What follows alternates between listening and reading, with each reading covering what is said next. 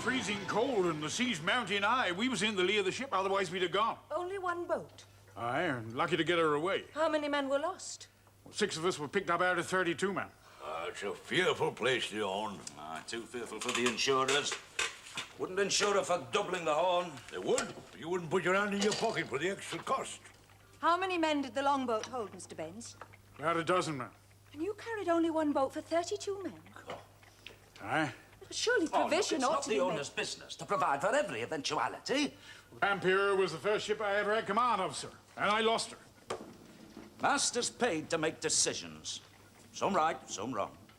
Nobody to appeal to but himself and the Almighty. You're not the first captain to lose his ship, and you won't be the last. If only I'd not tried to carry so much canvas. If I'd have kept off the shore. Look, no more ifs and buts, man. You were caught in the Cape Horn, and from that there's no appeal. It's enough that you're safe, Mr. Baines. We still have the Charlotte roads. Aye, now want her cleared tomorrow for the Isle of Man with a load of bricks and salt. You can come back with a cargo of Manx muttons. Here's your papers. You'll give me command again, sir? Want a fast passage and a quick profit. She'll use the money to charter the Star of Bethlehem. She's a fully rigged ship, open to offers. I intend to load her with coal for the West Indies and come back with sugar, rum, molasses and coffee. How can I thank you, sir? You don't. You're the hardest driver, mate, I know. I want you to sign with me as mate of the Star of Bethlehem. Now, when you come back with the Charlotte Roads, you can pick your own crew, hardest, roughest lot that you can find. Work them until they drop. I need the money. Oh? While you were away, Mr. Callan seized control of the Onedin Line steamship company. Bought a sack full of shares through nominees. And ousted him as chairman. With Fogarty as his right-hand man. You've got a smart head on his shoulders, that young fellow. And he owes me a fund of ill will. Heaven knows why. Well, before I sailed on the Pampero, I thought everything was cut and dried. You were going to build a steamship. He was. And still am. I floated that company with a nominal capital of £100,000, half paid up, half on call. You see, you paid 10 shillings for a £1 share. Albert Fraser, Robert and myself, we bought 45,000. Well, I've got 2, but I'm bound to lose my money. Then Mr. Callan stepped in and secretly bought 48,000. Yes, and became principal shareholder in his Onedin Line. You see, his 48 can outvote my 45, but there still remains another 7% in the hands of other shareholders. Now, if I can lay my hands on another 6%, we can oust Callan, and that Onedin Line will be ours again. If. Well, 10 shillings for a £1 share, that seems like good business. Not if the unsubscribed capital can be called up by Callan and his pet board of directors. It means, Mr. Baines, that we might have to find another £22,500 any time Mr. Callan decides. 20 years got 22.5 pence. Unless I can lay my hands on another 6%. You see the urgency? You can rely on me, sir. You'll get your fast voyage if every man aboard has to eat and sleep aloft. I'll not fail twice. And the new ship, the steamer, you will build her. Well, building her's Albert Fraser's job. Mine's finding the money. Taller mass, Mr. Fraser, and spars to carry a good spread of canvas. Can't you get it through your wits that she's not designed to carry sail? And a bowsprit. Bowsprit? The engines will drive her into the first head sea she meets, and your damned bowsprit will be so much matchwood. No Callan sailing master worth his salts would consider driving his ship into a head sea. Under such conditions, he would douse his fires and use his sails to pay her off. Then you and Callan should stick to sail and leave steamers to steamship men. If James were chairman of this company, she'd be built without provision for so much as a shred of canvas. But James Onedin is not chairman, Mr. Callan is. And the shareholders have backed Mr. Callan's decision to build her to carry sails. She'd be unstable, too much top hamper. Let me remind you, Mr. Fraser, that you're bound to carry out the wishes of the shareholders. Callan's wishes, you mean? He's terrified that this ship will be built to my specification. Well, it's enough to terrify any man who ever set foot aboard a ship. Look at it. It's ugly, clumsy, got as much freeboard as a frying pan. She'll be stiff, slow in answering the helm. She'll wallow and yaw, and the first following seal pooper. Not with a 3,000 horsepower engine to push her along, she won't. Engine of that size, shake the ship to pieces. Understand me clearly, Fogarty. This ship will be built to my specifications, or not at all. Very well, Mr. Fraser. I shall convey your views to Mr. Callan. Don't trouble. I'll tell him myself.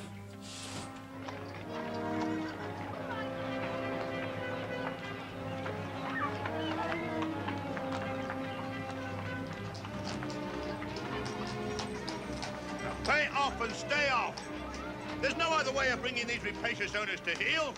Hit them in their pockets, where it hurts. Withdraw your labour. And starve? While clodhoppers and scrag-ends sail the ships? The tripping houses would have a right royal time. Once you sign articles, you're at the mercy of every snot-nosed master, every bucko mate whose notion of discipline is to break your head. You all well know that once you sign articles, you cannot confine. You cannot even complain without being accused of mutiny. We have no choice, brothers. We make our stand here, on the dockside, and strike for liberty and a new charter for seamen. The owners have long pockets, long memories, and the law on their side. That's right, lad. My brother, friends. My brother sailed under the Onedin flag aboard the Pampero, and she went down off the Horn taking 26 men with her. 26. And my brother was one of them. And what provisions did Onedin make, eh? None. And who took to the boats, my brother? Oh, no. The master and mate, and only 4. And only 4 others. End the American Civil War! End the American Civil War! No more slavery!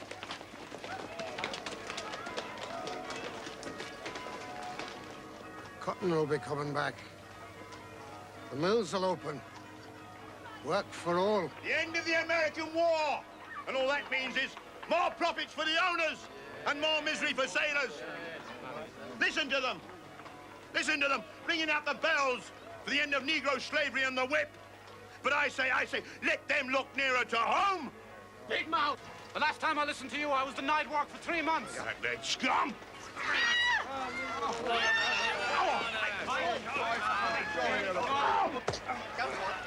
What the devil?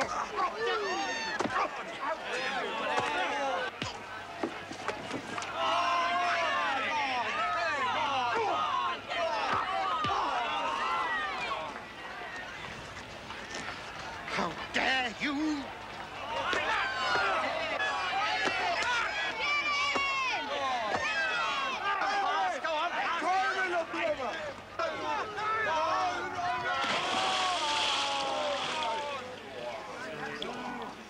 James Onedin's brother?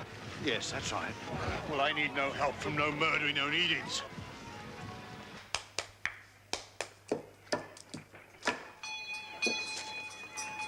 Why, Robert? As usual. Couldn't mind his own business. Look, I saw this poor chap being set upon. Chap, indeed.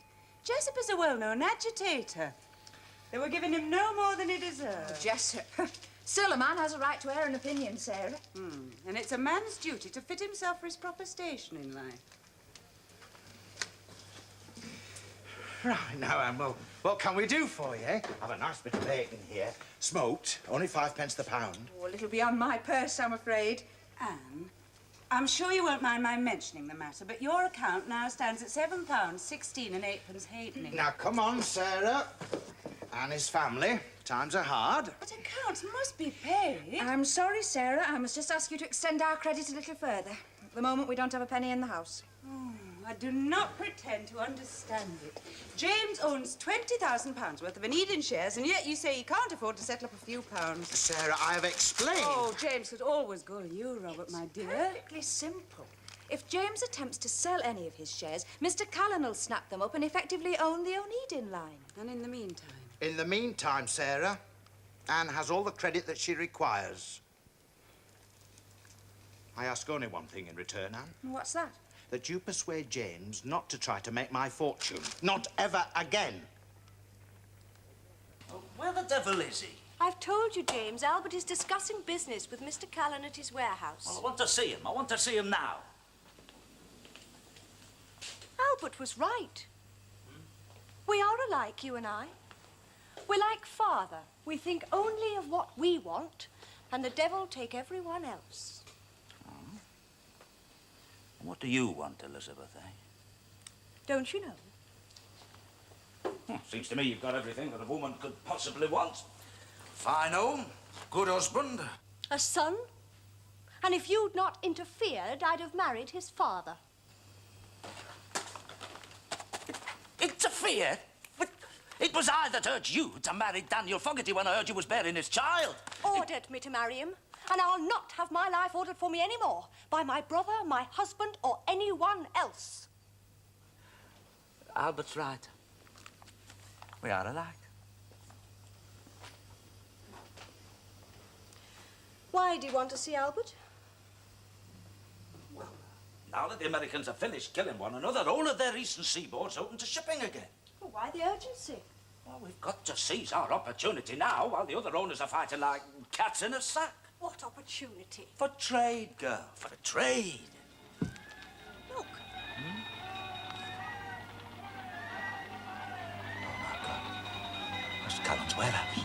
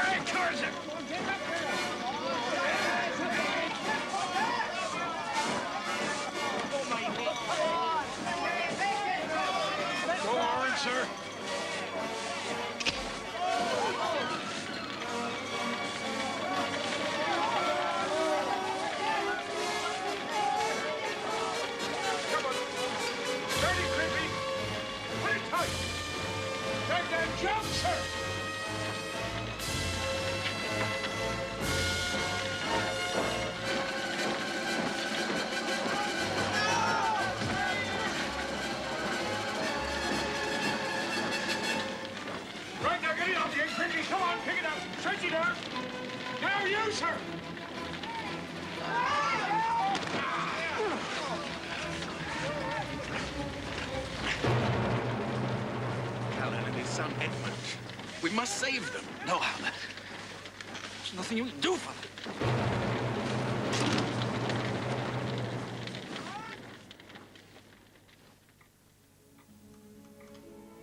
Well, Daniel, if I am to inherit the Callan shipping line, the sooner I learn something of its ramifications, the better. But I can see I shall need to rely upon your judgment in these matters. You will not refuse me. Anything in my power, Miss Callan. Good. Then perhaps you can explain to me, for I have a poor head for financial matters, how it is that my late uncle, a shrewd businessman, seems to show such small profits from his many ventures. Well, Mr. Callan calculated to make 15 to 20% profit per voyage, Miss Emma. Now, with a fleet of 26 ships, that should be enough return for anyone. But there seems to be so little cash in hand. Well, it was always Mr. Callan's policy to reinvest his profits as quickly as possible. Money, Miss Emma, is of little use in itself. It must be made to work.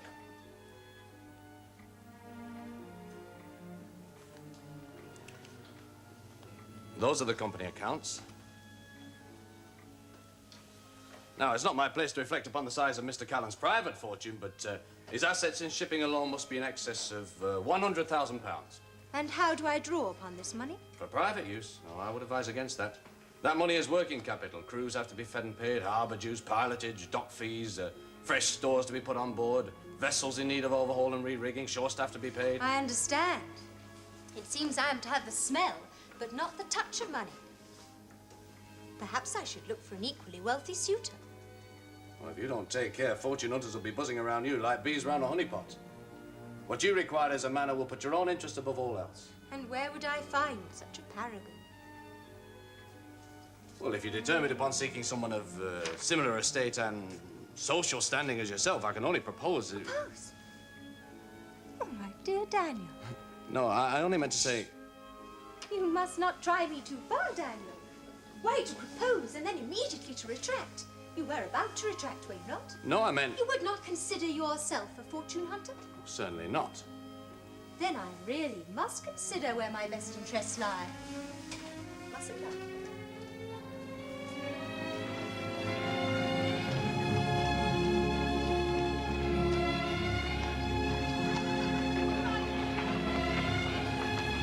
What do you think of her? She's a beautiful ship. And she's better sailing qualities than the Pampero.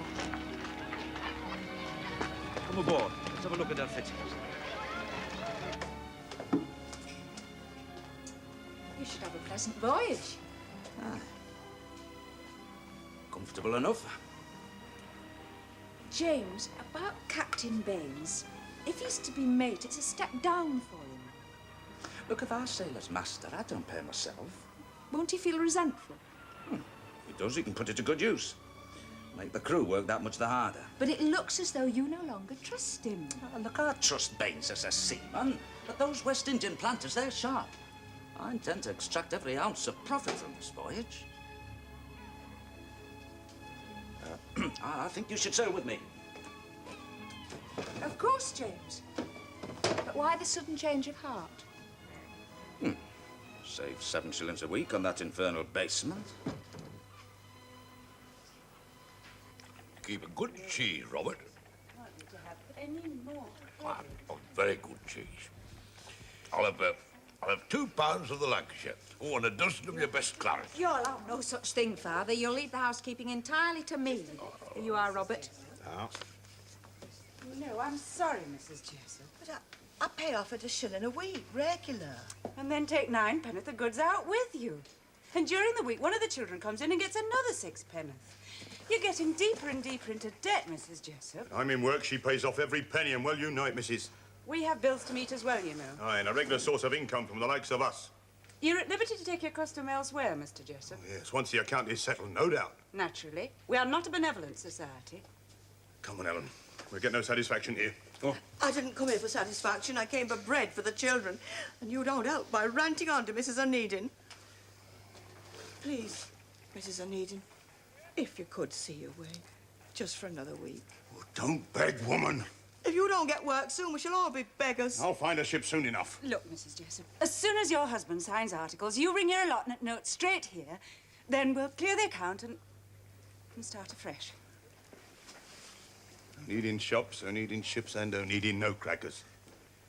Well, what chance do we have, eh? Come on, Ellen. We'll manage. Mr. Jessup. Yeah? The Star of Bethlehem will be signing articles this afternoon. Perhaps if I were to have a word with my husband on your behalf. Another Onedin.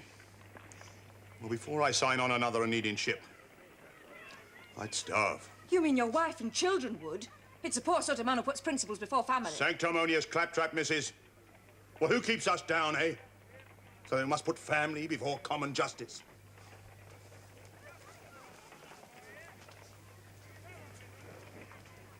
Don't eat him, Mrs. He'll talk different with regular wages. I will speak to my husband. God bless you, Mrs. I want foretopman, main top, and mizzen top. I want a boatswain, carpenter, sailmaker, and a lamp trimmer. No, I don't want scrimch anchors, sea lawyers, deadbeats, and barnacles. I want seamen, Western Ocean men, not flying fish sailors. All right, Jackson, we'll have you. Not you, not you. Clay? And what's your name? Fletcher. Fletcher, right, you. All right, Richard. And listen. Make your mark quickly and go. My compliments to Miss Callan. Tell her I should be delighted to accept her kind Anybody, invitation. sailmaker or lamp trimmer? Remember that. Mr. Baines. All right, what's the delay, Mr. Baines? Well, we need a sailmaker and a lamp trimmer, sir. This is the only one available, and he's a troublemaker. Jessup, isn't it? Sir. Well, you've handled trouble before, haven't you, Mr. Baines? Yes, but I'd Get rather... him signed on. We've wasted enough time as it is. I've got an appointment ashore, right? Aye, aye, sir. Well, Miss Callan, may I present Mr. James Onedin and Mr. Albert Fraser?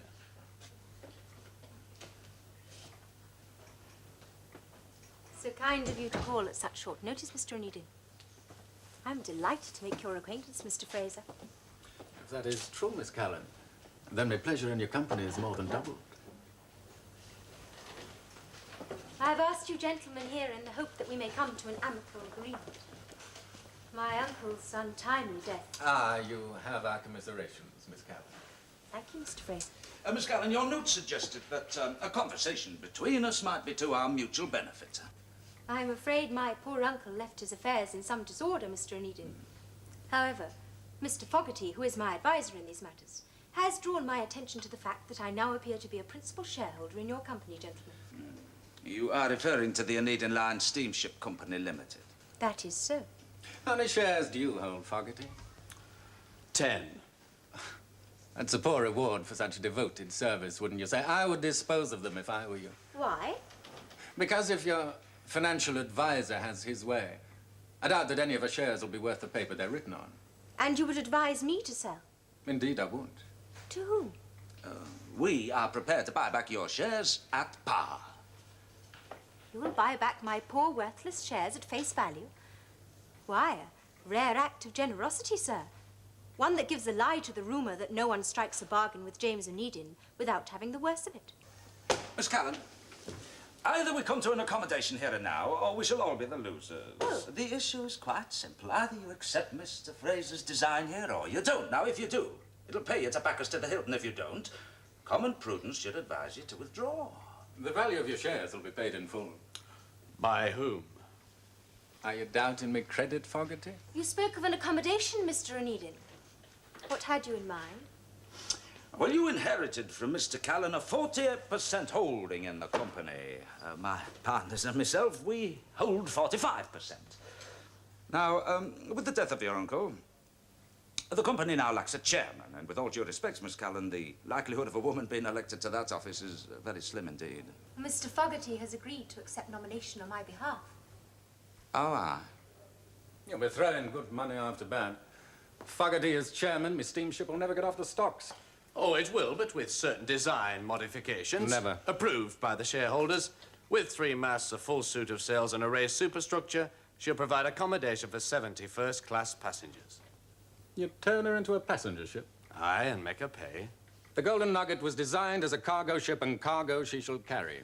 Now, you know as well as I do, Mr. Fraser, she'll never show a profit on cargo alone. This one will.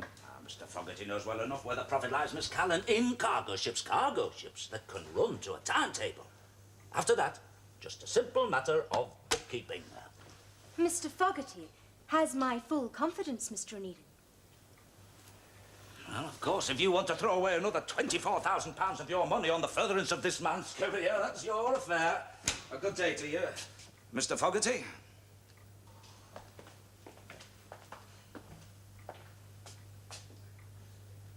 Miss Callan?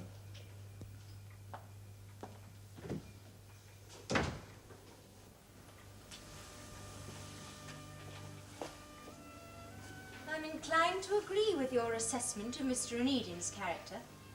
He is a man of purpose. Mr. Fraser.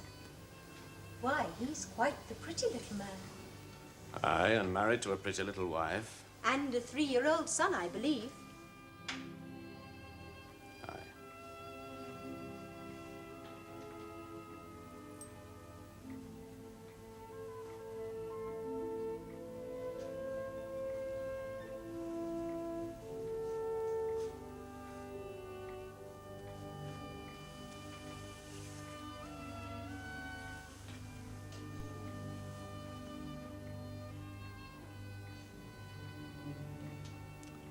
It's been burning a hole in my pocket for many a long day. Indeed.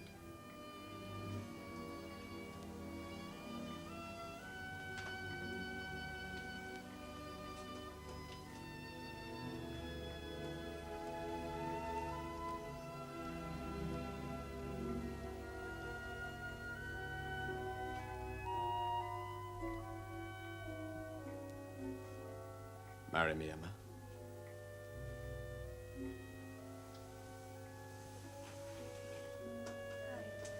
Would have preferred a prettier proposal.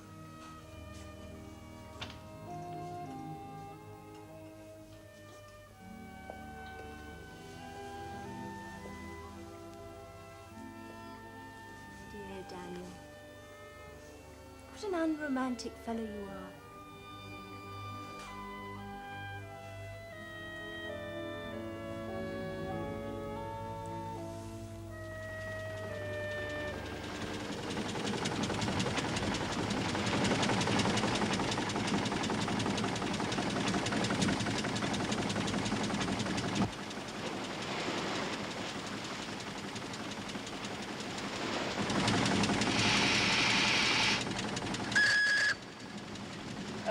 Callan's a greedy little miss. She wants the bread buttered on both sides. You do realize that if she marries Fogarty, he will be Callan and Company? A situation to be avoided. Indeed. He's a thorn in our sides as it is. Fogarty's a man of jealous disposition and evil-tempered. Now, as I read Miss Callan, she's not averse to a little flirtation. Should be simple to cause a little rift between them. You mean that I should? James. Albert seems quite his old self again. He's been such a gloomy ghost these days. Oh? He spends night after night working on plans for that confounded golden nugget. Well, it's quite understandable. His whole life's wrapped up in that ship. To the exclusion of all else. You must learn to encourage, not carp, Elizabeth. Sometimes I think I married the wrong man. Elizabeth. Well, after all, Daniel Fogarty is the father of my child. Look, there she is, the Star of Bethlehem. Isn't she beautiful?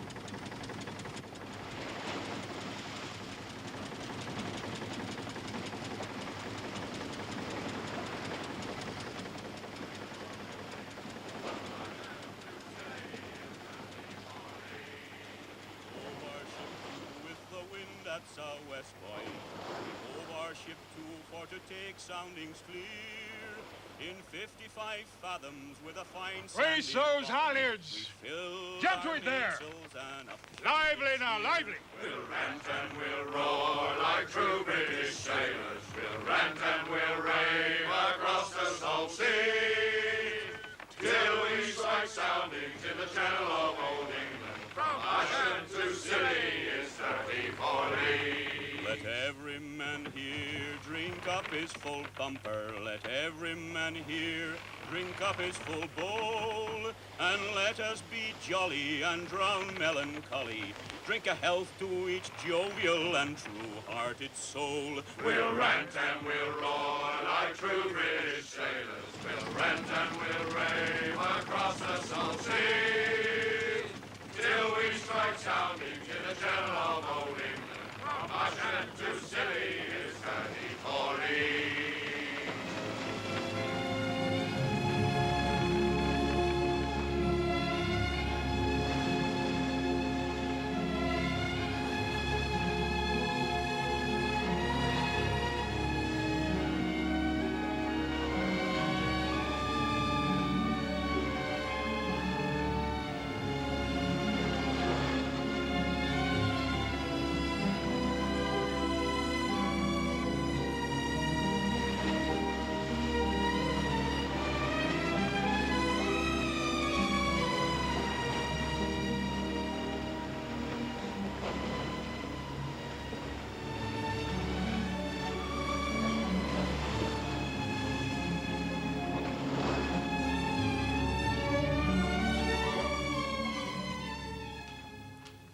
Have you nearly finished, Albert?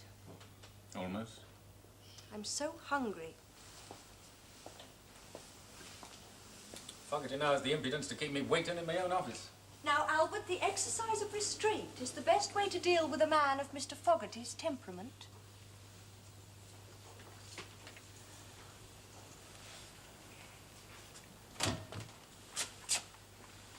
Mrs. Fraser? Mr. Fraser? Your servant, ma'am. I can spare you but a moment, Mr. Fogarty. My wife is rather fatigued. We're about to make our way home. I trust you've carried out your instructions following our last discussion. Instructions, sir? I am but an officer of the company, as are you, Mr. Fraser. It is our duty to acquiesce to the directives of the board. I do not require you, sir, to instruct me upon my duties.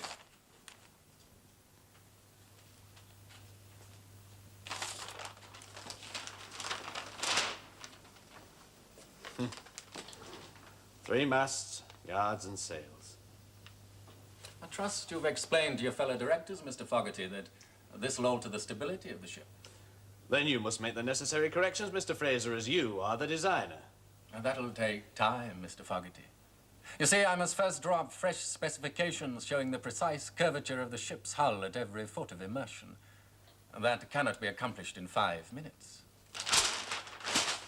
I suggest you start work immediately. In this office, Mr. Fogarty, I decide the work schedules. Good night to you. I've not yet had the privilege of making Miss Callan's acquaintance, Mr. Fogarty. Perhaps you and she would care to dine with us one evening? Thank you, Mrs. Fraser. I shall convey your kind invitation to Miss Callan. Good night. I will not permit that man to set foot in my house. And thereby bray your problems from the housetops. We must learn to use guile, my love. Guile. To what end? To build your steamship, my precious.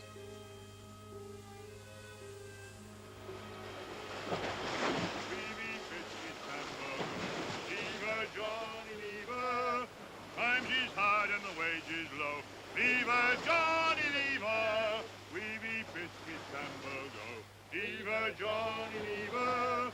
2 bob a day is all I'll pay. Lever, Johnny, lever. Times is hard and the wages low. Lever, Johnny, lever. We be biscuits and we'll go. Lever, Johnny, lever. 2 bob a day is all I'll pay. Lever, Johnny, lever. Times is hard and the wages low. Lever, Johnny, lever.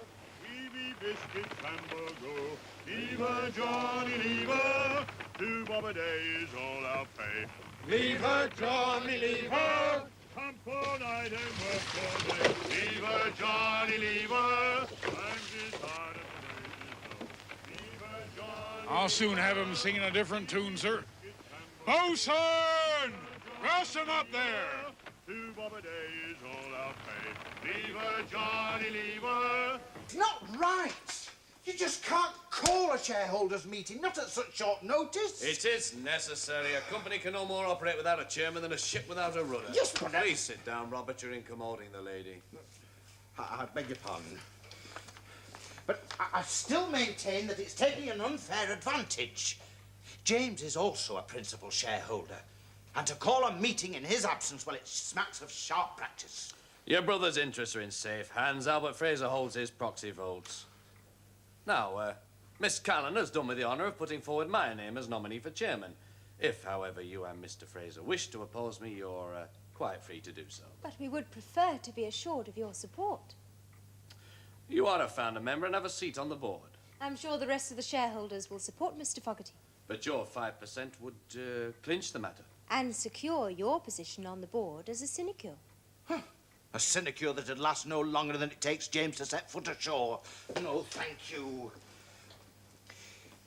Miss Callan, you are offering me nothing more than I already possess. I have a seat on the board.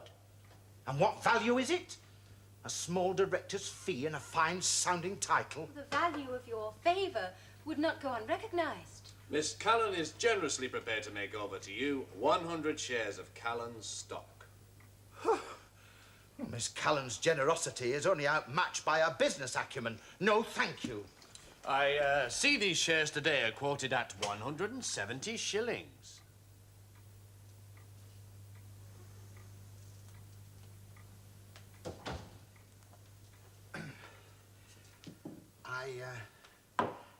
I think I would have preferred a long-term investment, say 2,000 Onedin Line. I think you overrate your value, Robert. And I think you underestimate Albert Fraser's opposition. Albert will give you a close run for your money. You prefer Onedin Line shares to mine? Why, that certainly indicates commendable faith in Mr. Fogarty's abilities as chairman. Without my proxy votes, Miss Callan, Mr. Fogarty won't be chairman. I think 1,000 Onedin Line shares should be a sound enough investment for us both. On the other hand, 1,500 is a mere drop in the bucket compared to your 48,000.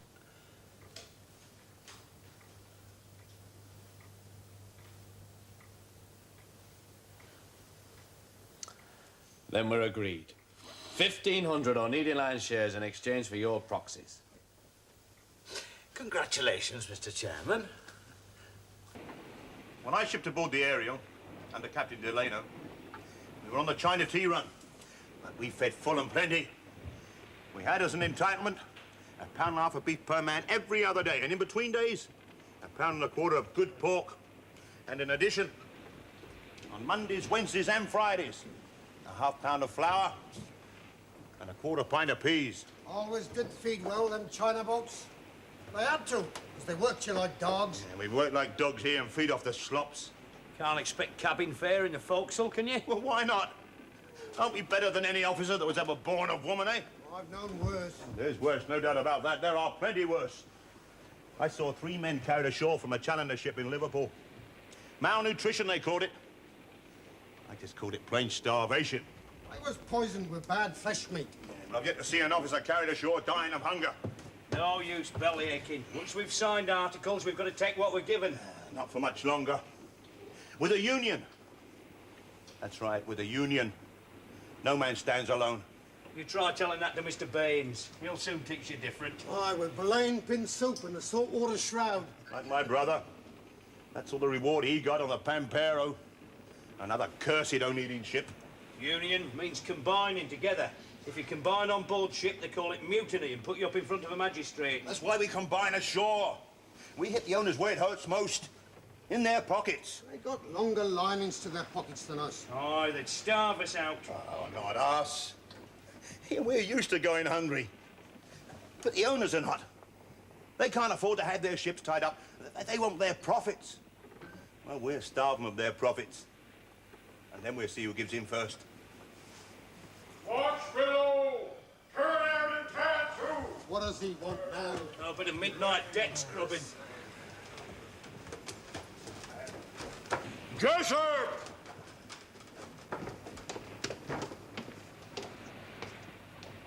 Jakso! Are you deaf, Jessup? I signed articles as sailmaker, sir. The sailmaker does not stand watch and watch. Disobeyed a lawful command. I stand on custom and practice, sir. Custom and practice? Oh, we've got a sea lawyer here. Well, I understand a bit of sea law myself. Let's see now, you signed on as sailmaker and lamp trimmer, eh? Well, trim the lamps, Jessup. I attended to every lamp just before sunset, sir. Well, then you attend to them again and again. I want every lamp aboard the ship trimmed above and below decks. Safety of the ship, Jessup. Now, there's an article of sea law for you to chew over. Aye, aye, sir. Safety of the ship, sir.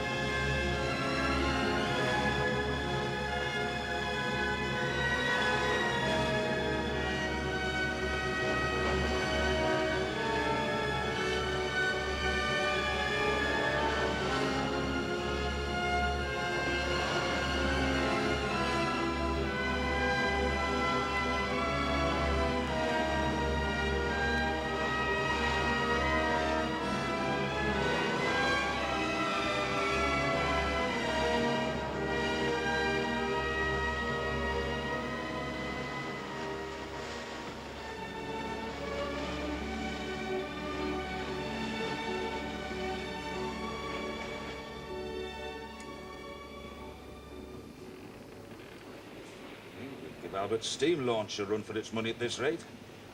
Baines says they're reeling off the knots. Mr. Baines is very conscious of having your eye continually on him, James. Good. It's a poor mate who isn't aware of his captain's presence. He seems to be behaving in an unduly harsh manner. Well, having lost one ship, no doubt he's not very anxious to lose another. He has this crew jumping around like a squad of soldiers. Exactly. Captain Baines is learning the art of command. What is it? Is building Albert's steamship so important to you, James? Yes, it is. You're sure you're not putting too high a price on it? I formed that company and intend to regain control of it. You cared nothing for steamships once. Now you'll risk everything to build one. Very little to risk, but everything to gain. If Albert's steamship can do half of what he claims, it'll be worth the struggle. Worth the suffering of a tired crew, afraid to look over their shoulders for fear of Mr. Baines. Aye. You can't take into account every little hardship, not where progress is concerned. Here, do you realise how many Irish labourers died building the railways? Thousands. I thought I was beginning to understand you, James. But I never took you for a man who'd risk men's lives to satisfy his purpose. And stop trying to be my conscience. Yeah, trust me. If you don't, all this is for nothing.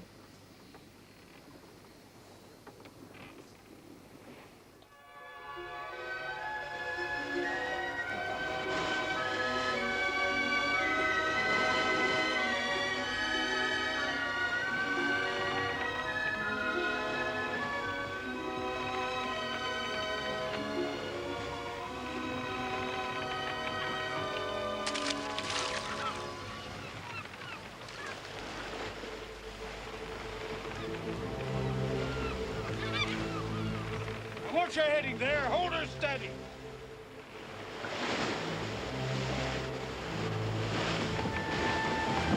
I can't hold her, sir. The wind's shifting. Stand by to come about. All hands to worship. Lively now, jump to it. Going hard to weather the helm.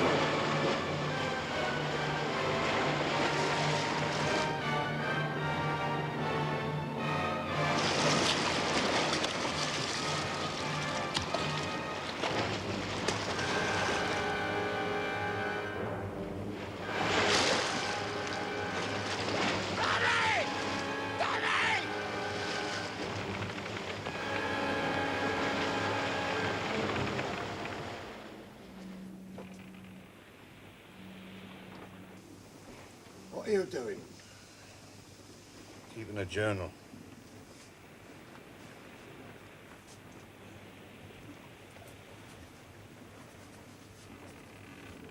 Are you blaming Mr. Baines for poor Popey's death?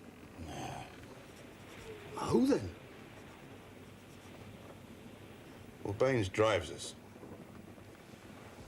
But who drives Baines?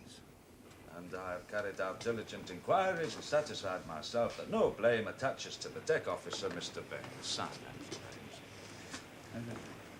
that. I should have remembered those two over the sides. The safety of the ship comes before all other considerations. I'd have done exactly the same as you. If he had made full speed when the wind changed, we'd have found it on them rocks. Pope lost his life because he wasn't holding on. All right, Baines. The deck's yours. Aye, aye, sir. Diligent inquiries, James? I was there. I saw it happen. I'm satisfied. I doubt the crew think the same. Crew are not paid to hold opinions. Any man that goes to sea takes his own life in his hands. Or your hands. Only one man can give orders aboard a ship. The rest must obey. There's an end to it.